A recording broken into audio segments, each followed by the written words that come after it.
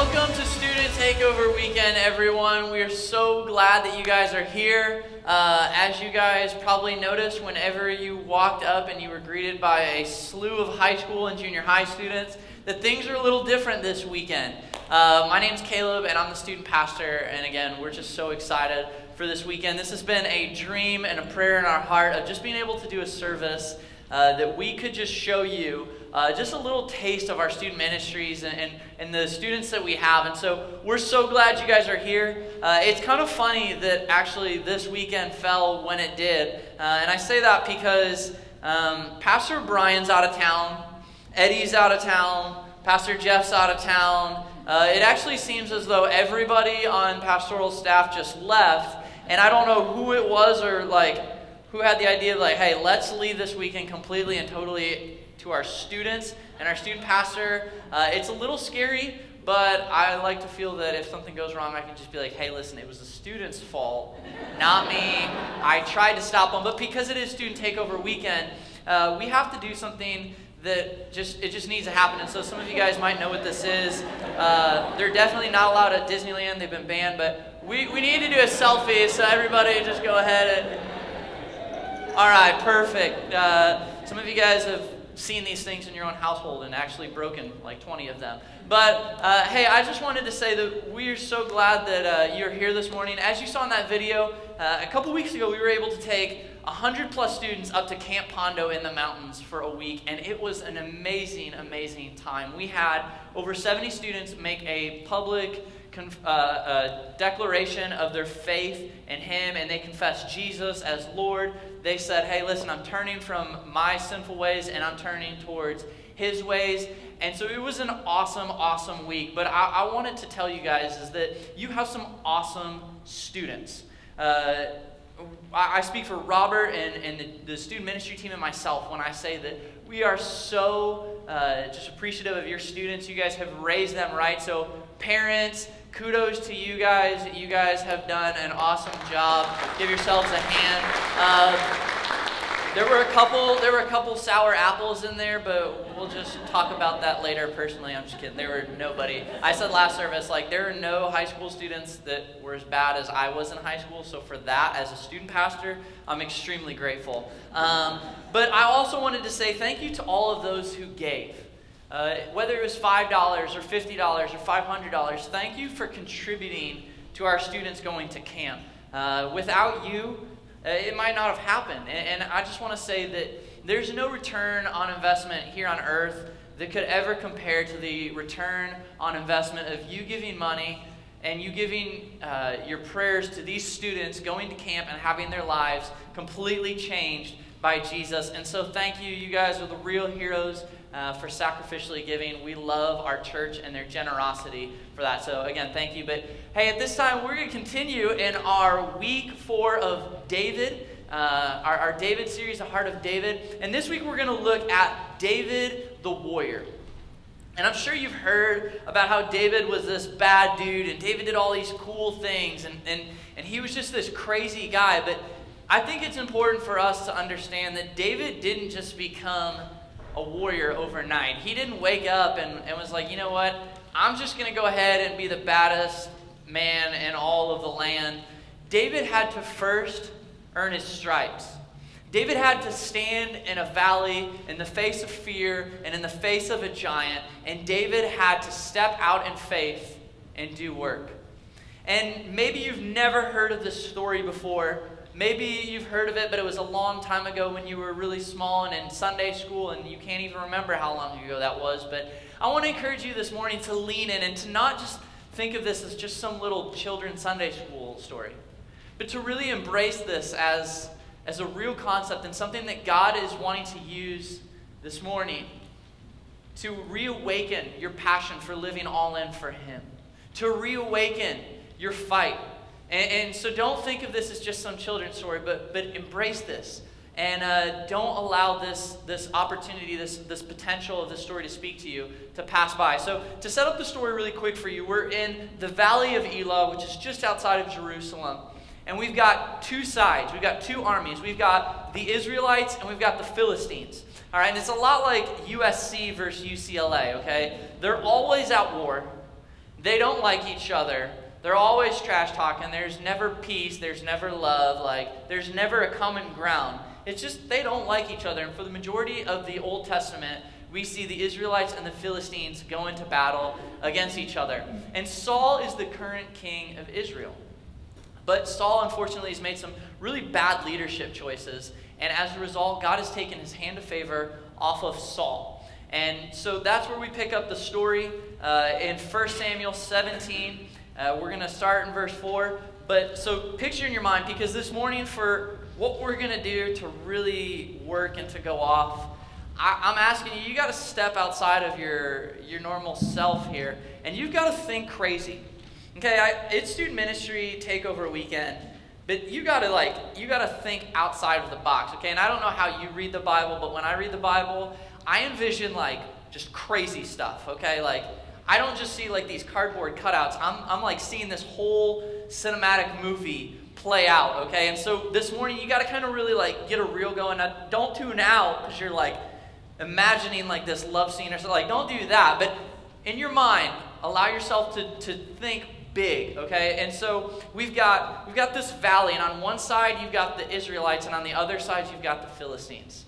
And they're about to go to battle, and here's what happens. It says, "Then Goliath, a Philistine champion from Gath, came out of the Philistine ranks to face the forces of Israel. He was over 9 feet tall, and he wore a bronze helmet, and his bronze coat of mail weighed 125 pounds. And he also wore bronze leg armor. And he carried a bronze javelin on his shoulder." So guys, Goliath is all about that bronze life, okay? Like, he's just decked out in bronze. And it says that the shaft of his spear was as heavy and thick as a weaver's beam, tipped with an iron spearhead that weighed 15 pounds. And his armor bearer walked ahead of him, carrying a shield. Okay, so like when we just read over this, it's really easy for us sometimes reading the Bible to just be like, okay, cool, like he's over 9 feet tall, he's decked out in bronze, like yeah, we get it. But Goliath is a big man, okay? Like he's not just some normal dude in the Bible, he's a behemoth of a man, okay? Goliath is over 9 feet tall. Now I want to introduce you to a guy, and his name is Robert Wadlow. And Robert Wadlow, by the Guinness Book of World Records, is the tallest man to ever live. All right, now obviously they weren't on the whole Goliath game, but Robert Wadlow was 8 feet and 11 inches. This is a guy that you want to be your friend, okay? He's a big guy. He punts average-sized people like me. But Goliath was bigger. Robert Wadlow had nothing on him. Goliath was over 9 feet tall. In fact, it tells us that it's estimated that Goliath was 9'9". That is 1 inch shorter than the regulation NBA basketball hoop. You talk about LeBron James. LeBron is LeBroke when it comes to Goliath, okay? Goliath has he can sneeze and he dunks, okay? And the NBA would have raved over him. So Goliath is a big man, but he's not just tall. Goliath is thick. He's strong. It says that he had a coat of bronze mail over him that weighed 125 pounds. I mean, that's like the equivalent of wearing a high school student across your chest, walking into battle, like, yeah, what do you guys got on me? But then it doesn't just end there. It says that he's got this bronze leg armor, okay? And we hear this and we're like, that's weird. But you got to imagine, Goliath is so tall that this bronze leg armor protects him from these people that are coming at him that basically look like the equivalent of somebody with a dagger trying to chop down a giant redwood tree, okay? And Goliath is just like, boom, you're not getting through, okay? And he's got these leg armor things over him that are made of bronze, and then he's got a bronze helmet. And we don't know how heavy the helmet was, but it was bronze. And since everything else was heavy, we're guessing that Goliath just had a big head, okay? He had a big, strong head. But then it goes into detail about the spear, and some of you guys are like, yeah, it just talks about the spear. That's average, right? But no, come on, we got to get out of the average here. It's giving us all of these descriptive details about his spear because it's trying to say, there's something going on here. I'm trying to paint an imagery here. And so the Bible says that his spear actually weighed, just the tip, it weighed 15 pounds. Okay, now the average bag of household flour is 5 pounds. So imagine taking one 5-pound bag of flour and duct taping 3 together. And that is the weight of the end of his spear. Now, that's not even the shaft of his spear. And I like to think that I'm pretty buff and I'm strong and I'm like just ripped out of my mind. I know the last service laughed too. I don't know why. But save your comments and don't put them on the connection card, please. But imagine taking 3 bags of flour and just like trying to throw it, okay? This would be an awesome experiment. I feel like it'd be like, and it would just be like, boop. But Goliath has this on the end of his spear. And he's also got a sword. I mean, he's a big dude. He is a behemoth. But here's the thing, is that Goliath isn't just big and scary. Goliath is a stinking trash talker. All right? Trash talkers, they kill me, right? But here's what Goliath says. It says that Goliath stood and he shouted a taunt across to the Israelites. And basically what he says is, why are you coming out to fight me? Hold on. I get that all of you want to come out and you want to fight me, but let's just save it. Time out, pause. Why don't you just send your best man? And I'm our best man, so I'm just gonna stay here and fight. And you send your best man, and we're gonna do a one-on-one battle, okay? So Goliath's like, I'm the Philistine champion, and you guys, you're just nothing, okay? You're average-sized people. And he says, here's what's gonna happen. If you can kill me, then all of my men, we will be your slaves. But if we, particularly I, Goliath, the trash talker, kill you, which I'm going to, then you're going to be our slaves. And so he says, I defy the armies of Israel to step out and to challenge me. And I don't know about you guys, but I'd be scared, right? I would be like, okay, I'm going to go, but who wants to go first? Okay, he's standing there and he's saying, I'm the champion. What do you got against me? And he's saying, it's a winner-take-all brawl. And I don't know about you, but I can't stand trash talkers, right? And I got to imagine that Goliath is saying a whole lot more than what's listed in Scripture here.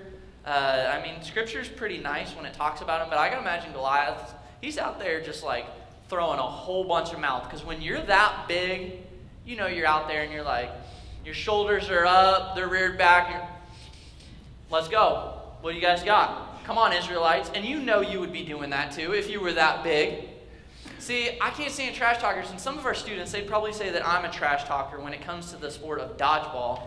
But to that I say, until you have a junior high or a high school student standing in front of you telling you that you're almost 30, you can't throw a dodgeball, you would trash talk too. Okay, so I'm sitting there in the gym and they're like, you got nothing, man. I'm going to take you. I'm like, you don't even know what's coming to you. And so our leaders are out there and they're like, oh my goodness, when did Caleb go from what's supposed to be a passer to Ben Stiller from the movie Dodgeball, and he's leaping in the air, throwing them, and I'm calling kids out, okay? I'm just being real with you parents. I'm like, gunning for their face, okay? Because I know that face shots are not legal, and they get to stay in, so I get to hit them again. So I'm like, I'm just going for the face. I played the game before, okay? And you're like, wait a minute. Brian entrusts this guy with our students? Yes, he does. But I like to think of it as this.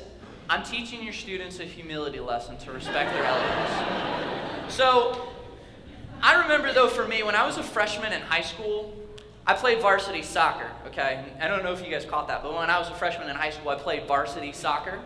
Yeah?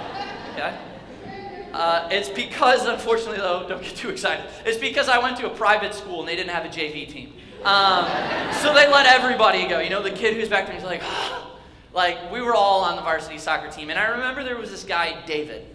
And there's always that guy, right? There's always that trash talker. And David was a junior. And at the time, David seemed like a Goliath. He seemed like a giant to me.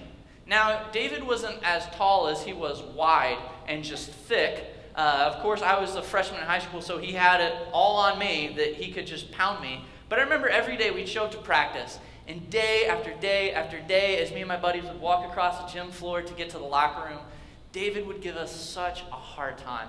I mean, just heckling us, always making us do these things. He locked us in the ball shed when it was 100 degrees out.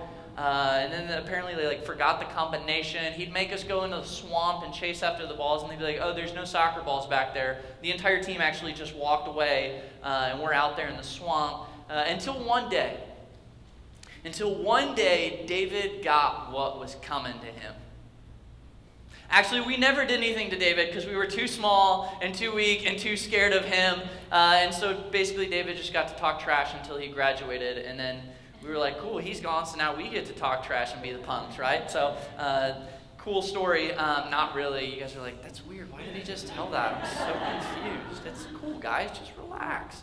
Okay, but imagine that you've got a Goliath, a giant in front of you, and they're calling you out. They're trash talking, but it's not just something of like your freshman soccer career. But they're calling out your freedom. They're calling out your livelihood. They're calling out your tribe. And it affects your life and the future of your family's life. And I believe that this story isn't so far-fetched because for us in here today, they're a Goliath that stand in our way. They stand in our face and they call us out. You know, working with the students, we see this a lot of these self-esteem and these self-confidence and these self-worth issues. These insecurities that call our students out and they plague our students. And that's why I believe that as a church, it's so important for us to come alongside our students and to embrace them. Even if they're not your own students, to support them, to celebrate them, to love on them, to pray for them. And the thing that breaks my heart as a student pastor, but even more so, the thing that breaks my heart as a person, is seeing our students give up on the purposes in which God has created them for. To see our students give up on the hope that they have in Jesus. To see our students overcome with fear and to abandon their faith, abandon their morals, abandon their dreams, abandon their desires to think big and to live bigger. That breaks my heart. But for us as adults, we're not any different. Our Goliaths just come in different forms. You see, our Goliaths come in the form of debt, disaster, danger, deception, depression, you name it. But we have Goliaths that stand in our way. And maybe this morning, you feel that Goliath just staring you down. And he's breathing down your neck. Every morning when you wake up, and every night when you lay your head on your pillow, you feel the weight and the pressure of that circumstance or that trial or whatever it is that stands in your way from embracing the purpose in which God created you to be, and it's calling you out, and it's calling out your livelihood, and you're tired. Author Matthew Cato in his book, Facing Your Giants, puts it like this. They are the first thought of the morning and the last worry of the night. Your giant dominates your day and infiltrates your joy. And for far too long, I think that we have succumbed to the fear of our giants, and we've shrunken back into this place of comfort. We've shrunken back into this place where we're trying to avoid in any way a confrontation because we're just too scared. And for us Christians, this is specifically true, is that we've stopped dreaming. We've stopped hoping. We've stopped praying. We've stopped desiring to live big in a way that we embrace what God has created us to be and who God has created us to be and what God has created us to do. And I've got some good news and I've got some bad news. The bad news is that there is no possible way that you, in and of yourself, can defeat this giant. You were just utterly hopeless. And I know that sounds like, man, what a way to start off a message. But there's no possible way that you can defeat the giant alone. I don't care how strong you are, you're not strong enough. I don't care how smart you are, you're not smart enough. I don't care how wise you think you are, you're not wise enough. It doesn't matter how much money you have, how many friends you have. It doesn't matter your status. You can't do it alone. But that gives light to the good news. Is that the good news is that today you can have victory over your giant, but it is only through a faith in Jesus. See, Jesus came to this earth to have a relationship with you and to enable you with the power of God to come behind you and to push you forward so that you can take ground, you can take victory, and you can defeat the giants in your life. But it starts with having faith in Him. And I want you to understand this takeaway this morning, and you write this down, you tattoo it on your body, like whatever you need to do to get this in your mind. But when we embrace this, I think amazing things can happen. I believe this. I believe this with all my heart. And here's the takeaway.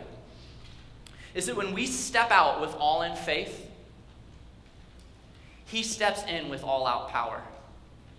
When we step out with all in faith, he steps in with all out power. And for far too long, we've been living our lives on the sidelines. We've stopped dreaming. We've stopped praying, like I said. We've stopped thinking big. We've shrunk them back. And God is saying, listen, I'm calling you to abandon the hope in and of yourself. I'm calling you to give up the rights to yourself into thinking that you have what it takes. And I'm calling you to just step out with an all-in faith in me that says, listen, God, without you, I will fail. God, without you, I am nothing. And he says, if you will do this, if you will step out with all in faith, you will step across the line, then I will step into your life, into your trial, into your circumstance, into whatever it is that you are facing. I will step in with an all-out power that this world can't offer you, that culture can't offer you, that success, that status, that none of that stuff can offer you. But it starts with you. It starts with you stepping across. It starts with you stepping in. You see, a lot of people, they're kind of doing one of these, is the line is there, and they're like, I really want to, but like, I'm scared. I really want to, but I just don't know what will happen if I go in. And so what we do is, we're just like, well, maybe I'll just play this, like, this whole Christian game like it's one of my kind of like side jobs. We come to church and we're here, but we're like, I don't know, it's like too risky. It's too risky to raise my hands in worship. It's too risky to give my tithe. It's too risky to go on a missions trip to Guatemala. It's too risky to serve students who are just weird and they smell, and it's too risky.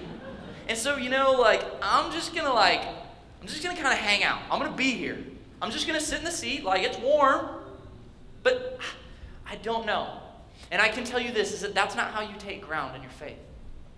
That's not how you move forward. That's not how you achieve dreams. That's not how you embrace what God has created you to be. The way you embrace who God has created you to be is you step across and you say, listen, this is stinking nuts. I don't know what's going to happen, but I'm stepping across, and I don't know what comes next, but I'm going all in. And when I go all in, I'm relinquishing my power, and I'm saying, God, if something's going to happen, it's only got to be by you. You know, somebody after last service said, doesn't that get scary after a while? Yeah, it does. But I know that in and of myself, I'm just going to fail in the end anyways. So why not leave God the opportunity to step in and do something beyond my wildest dreams? And I think of this. What if as a church, as Crosspointe Church, if we were to open up our eyes and we were to say, you know what, we're done with what the world says. We're done with what society says. We're done with all of that. What all those people do, we don't care about, but we as Crosspointe Church, as God's chosen people, we're stepping across the line and we're going out with an all-in faith. And we believe that God's going to catch us and he's going to do something beyond our wildest dreams. And I think what would happen? What would happen is if we as a church, we locked arms and we said, we're going for it. We don't even care anymore. I mean, what would happen if in our schools, if our students would say, you know what? We're just going God's way. We don't care what everyone else does. We don't care that everyone else is at the parties, they're doing this stuff, they're doing that stuff. Everyone's so worried in today's world about what everyone else thinks, and God is saying, listen, if you will just trust me, if you will just step across that line, I want to do something, and I will do something unthinkable in your life. But it starts with you. Here's the problem, is that the Israelites were scared, and no one would step out. No one would do anything. No one wanted to fight. And I think that's sad because they were representing God, yet they had lost the belief that God was there for them. But the good news is that we're going to talk about how God stepped in with an all-out power. And so in comes David. Okay, and David's removed from this situation. He's not there at the battle site, but we've got David. And David is a 14 to 15-year-old boy, okay? And he's a shepherd boy. So he's the average age of one of our junior high or high school students. And we know if we backtrack to week 1, the heart of David, Pastor Brian talked about that David had favor before God because David had a faith in God. God had anointed him. And here's what I love about David is that David was just an ordinary person. But God used an ordinary person for an extraordinary purpose. And here's the hope that we have, is that God uses unlikely people with unshakable faith for unbelievable things. And that gives hope to us in here today. Because that says it doesn't matter what you think you have to offer. God says, I'm not concerned with any of that.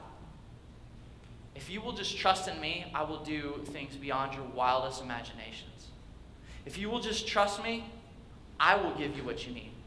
It's important for us to note that God doesn't call the equipped. God equips the called. And so you in here today that you're like, what could I possibly do? Everything. The world's at your fingertips. It's a matter of who you trust. Do you believe that God can do something with you? And so we have the story set. We have our characters. We have this ruddy little shepherd boy who's 14 or 15 years old. And we have Goliath, who's this behemoth of a man. He looks like Shaquille O'Neal's ugly third cousin from an ancestor way back when.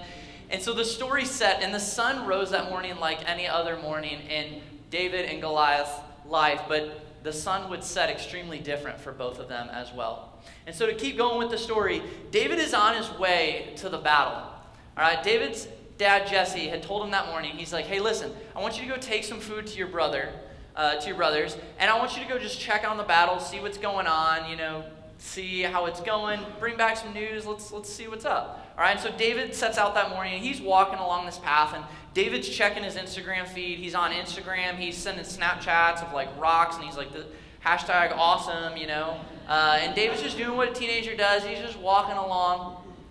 And you got to imagine, he's a 14 or a 15-year-old kid, so like put yourself in the place of a 14 or 15-year-old kid, and you're like, that's really hard, okay? But he's walking along, and he's thinking, all right, when I show up to this battle, there's just going to be blood, guts, and gore everywhere, and it's going to be awesome, and the Israelites are just going to be doing work, and I'm going to be so pumped, and it's going to be so awesome. And so David's walking along, and then he shows up to the battle. But when David shows up, he sees something extremely different taking place. All right, as David shows up, he sees the Israelites running, and as they run, it makes a clear path for David to see this behemoth of a man, Goliath, standing there, calling out the Israelites. And you got to imagine David's like, what? Like, what is going on? But here's what I love, is that David doesn't just do what any of us would have done. Like, for me, I'd have been like, heck no, I'm out of here. Like, I see this guy, I'm a 14-year-old kid, I'm like, you guys got it, all right? Like, I'm taking the food for myself, and I'm running back to camp, okay? But David stands there, and David has an unrest. He has a burden, and he says, who is this guy? Who is this pagan Philistine, and why is he allowed to defy the armies of our God? Why is he allowed to defile the name of our God? He says, that's your God, that's my God, that's our God. And why are you letting him talk like this? See, David is deeply disturbed. And David's like, no way. I will not let this happen. I will not settle for this.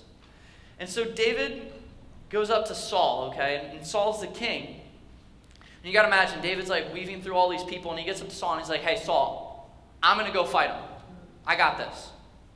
And Saul's probably like, listen, like, for 40 days, this giant has been standing there calling us out, and you don't understand. Like, this is, like, David, this is just not the time. It's cute, but it's not the time. And David's like, no, seriously, Saul, I got this. I'm gonna go just take care of it. And Saul's actually like, David, don't be ridiculous. There is no possible way. I mean, any of us, we would be like, don't be ridiculous. When it's the final seconds of the game, and we're down by a point, we don't go, okay, here's the bench, here's the bench, here's the bench.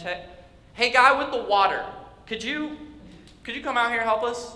Yeah, we've just got a really big, like, us being slaves to these people, like, that's all that relies on it. Yeah, come on. All right, like, none of us would do that. right? You wouldn't pick the 14 to 15-year-old boy to do that. And so David's like, hey, I got this. And so Saul's like, okay, listen, fine. I didn't want to see a kid die today, but, like, what can you do? And so they begin loading David up with all of this armor and all of the shield and the helmet and everything. And David, he's got to be thinking, like, come on, man, this is, like, so much more humiliating. Like, I'm a little kid, like, and you guys are already, like, punking me, thinking I'm a little kid, but now you're putting all this stuff on me. I can't even walk. David's, like, shuffling along, and everybody's like, well, crap, there goes our chances of winning, And David finally says, you know what, forget it. I'm throwing off everything. I'm sticking to what I know I can do. And so he throws off all the armor. And you got to imagine everybody at this point is like, oh, my goodness, this is the most ridiculous thing I've ever seen. And here's what I love of what David does is it says that David walks down to this stream. David picks up 5 stones. He picks up 5 stones and he puts them in his bag. And he takes his rod and he just sets out. See, David didn't need the sword. David didn't need any of that. And in order to slay the giants in our lives, we've got to be willing to first pick up the stones in faith, trusting that God is in control of the beginning and the end. And that's what David was doing, is David was stepping across the line and saying, I'm all in. I'm all in. There's nothing. There's nothing else that I can do. I have to step all in or nothing, believing that God is going to do the extraordinary in my life and he's going to take control. And so he steps out with these stones and he stands in front of this behemoth of a man. And so the scene is now set. Goliath and David are there. They're looking at each other. It's like the showdown. All right, so in your mind, crazy visuals again, remember. You got Goliath, and he's standing there, and he's insulted that this little boy would come out. He's like, the Israelites sent this kid? And the Bible's pretty, like, again, it's very generous because, like, I just, in my mind, believe Goliath said so much more than what was here. Like, I don't think there's a version of the Bible that could show, like, probably what Goliath actually said. But Goliath is like, no way. No way this is happening right now. Like, he is mad dogging David like none other. And David, I got to imagine, is sitting there and he's like, and Goliath was talking. He's like, okay, and you're done. And so Goliath finishes, and he says, you come to me with sword and spear and javelin, but I come to you in the name of the Lord of heaven's armies, the God of the armies of Israel, whom you have defied. Today the Lord will conquer you, and I will kill you, and I will cut off your head. And you're like, this is so morbid. But like, this is awesome, people. Okay, you guys need to lighten up. You're like little tense here. Like, it's okay to be like, this is totally cool. You've got this 14 to 15-year-old kid. Okay, let me like put it in visuals for you guys, because I think you're like, wait a minute. You got this kid, and he's like, this is his height, okay? And he's looking up at this giant. He's like, hey, buddy, you defied my God, and I'm not okay with that. And so here's what I'm going to do. I'm going to kill you. Right? And he's like, right. David's like, no, seriously, I'm going to kill you. But I'm not just going to kill you. I'm going to cut off your head. And Goliath's like, what? But here's what I love. This is when it gets really just crazy. I love the Bible because people are like, the Bible's just too much of a peaceful book for me. Oh, no, there's cool stories in the Bible, okay? Here's what it says. It says that when I kill you and I cut off your head, then I will give the dead bodies of your men to the birds and the wild animals. That's stinking awesome, okay? I'm going to feed your men to the birds. David now returns to trash talk, but he's not trash talking for himself. He's trash talking for the sake of God. And he says, and the whole world will know that there is a God in Israel. And everyone assembled here will know that the Lord rescues his people, but not with sword and spear. This is the Lord's battle, and he will give you to us. Drop the mic. David's like, let's go. It's on now. David has stepped out. He has stepped into a place where he doesn't even know if his feet will touch. He is in a place where he's like, you know what? At this point, if God doesn't show up, I will fail. But I'm willing to fail, knowing that I stepped out for his purposes, rather than sitting back there where all the rest of my men are sitting in comfort, knowing, Like, oh, I'm just not, like, you got this, but like, I hurt my hand. David's like, no, I'm going all in or nothing, because I believe that if I step out with all in faith, that leaves the opportunity for God to step in with all out power. And God wants to do the same thing in your life here today. He's saying, if you will just trust me, if you will just trust me, and you will not let fear determine the outcome, but you will let faith determine the outcome, I will give you the victory. But you have to go to him in his name. You have to stand in front of your Goliath in his name, not your name, not your power, not your strength, in his strength. And David says, hey, I'm here on an agenda, and I'm cashing in all my comforts for a cause. All in or nothing. And here's what I love, is that it says that as Goliath moved closer to attack, so Goliath hears this, and he's like, no way. This kid, no, And Goliath starts moving in. And here's what David does, is David reaches down into his bag, and he pulls out one stone. He's not like grabbing all these stones. He's like, oh my goodness, no, he's confident.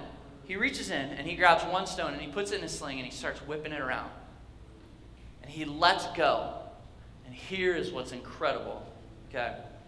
It says that he's swinging this, he's hurling this sling, and it hit the Philistine in the forehead. All right, and you're like, okay, makes sense, right? But the stone sank in. Okay, this isn't like a playground fight where you just throw a rock at somebody and they're like, oh, that hurts. You know, like, you're a jerk. The stone sank in, people. It's in his brain.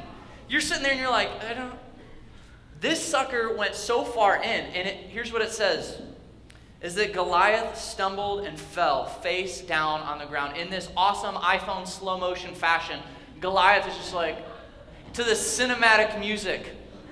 Okay? And in the moment, you know, David's like, that's right.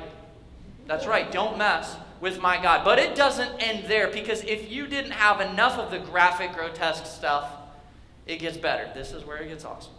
David, a man of his word, it says that he triumphed over the Philistine with only a sling and a stone, for he had no sword. And it says this because it wants you to understand that he did not defeat him with a sword. He didn't do things the conventional way the world would do them. He did things the way he knew that God would use him in. And so he grabbed the sling, and that's how he killed him. And here's what happens. It says that he ran over and he pulled Goliath's sword from his dead body, from his sheath on his dead body. And David kneels down with the sword, and he cuts off Goliath's head, and he stands up with his hair in his hands, and he's like, hey, you guys are a tough crowd. He's got his head in his hands. Is that not cool? You're like, oh, that's normal. I saw that on Bass and Cherry earlier on the corner. Come on, people. He's holding his head in his hand, and he's looking at all the Philistines, and he's like, who wants to talk trash now? And all of the Philistines go nuts. He's using his head as a trophy. And parents, to assure you, we don't talk about this part in Kid Point. We keep this out of it. You're like, man, geez, this is... and all the Philistines go running, and the Israelites go running after them. And we see in this moment that God gives an amazing victory. And maybe you're sitting here this morning and you're like, well, this is a cute story and all, but how could this actually apply to me? It seems a little far-fetched. But here's what I believe, is that this morning we are on the brink of experiencing the unthinkable. There are people that are sitting in this room and they're on the brink of experiencing an unthinkable victory, an unthinkable potential, an unthinkable purpose and plan unfolding in their life. But the hinge is their fear. It's their intimidation. It's them worrying about that giant. And I believe that this morning God is saying, listen, I get that you're scared, but have you forgotten that I am with you? Have you forgotten that I'm over you? Have you forgotten that I'm for you, not against you? My plan is to prosper you. It's to push you forward and to open your eyes to the purpose in which I've created you to be, the purpose in which I have created you to live out. And if you will just trust me, I will give you the victory. I've already given you the victory. But you must first trust in me. You have to let faith decide the outcome, not fear. And as I said earlier, for far too long, I think far too many of us are sitting in a place of complete comfort. We're sitting in a place where we're not taking risks anymore. We're not stepping out with all in faith. We're stepping back because we're so scared of what could happen of us going in. And I can tell you this, is that yes, it's scary. Yes, it's risky. Yes, it's a little daunting. But why would you not step out to let God just step in and do the unthinkable in your life? I think what would have happened if David didn't step out that day and David didn't pick up the stones? David didn't go out to meet Goliath. The entire course of humanity could have been different. And defining moments are often one stone away. And this morning, you have the opportunity to reach down and to grab that stone in faith and to say, God, listen, this is crazy. God, this is scary. God, I am terrified. I don't know what will happen next. And you have the opportunity to step up to that edge and to just jump in. You don't go to the shallow end. You jump to the deep end and you say, God, listen, I'm jumping in. And if I fail, I fail. But you'll catch me. And God, I believe that you want to use me for something far bigger than myself. This is what we're encouraging our students to do. But as adults, I think it's so important for us to grasp this as well. We got to step out with all in faith, leaving room for him to step in with an all-out power. And when we do this, unthinkable things happen. You're on the brink of unthinkable. The person that stands in the way is you. It starts with you. And as a church this morning, I want to ask you guys to stand with me. I want to ask you guys to stand with me. And I don't know if this morning you're that person that says, listen, there is something in my life. There is a giant. I don't know what the Goliath in your life is. Maybe it's an addiction. Maybe it's a broken home. Maybe it's a broken marriage, a broken relationship. Maybe it's your job. It's something and it's calling out your fear, or it's calling out your fear, it's calling out your future. You're worried. And I can tell you this, is that whatever that is, however big that is, God is bigger. And God has said, I will give you victory, but you have to put your faith in me. And so in a minute, we're going to throw a verse up on the screen. And as a church collectively, I think there's no better verse to speak to this. And we're going to read this aloud together. And I want the walls of this building to shake. I want them to reverberate with the hope and the promise in this declaration that our God is bigger, our God is greater, our God is stronger than any junk that could stand in the way of our lives. And I think it's time for us as Crosspointe Church to rise up, to step out, to go all in and say, God, you've got the rest. We don't know what happens next, but we know that you do.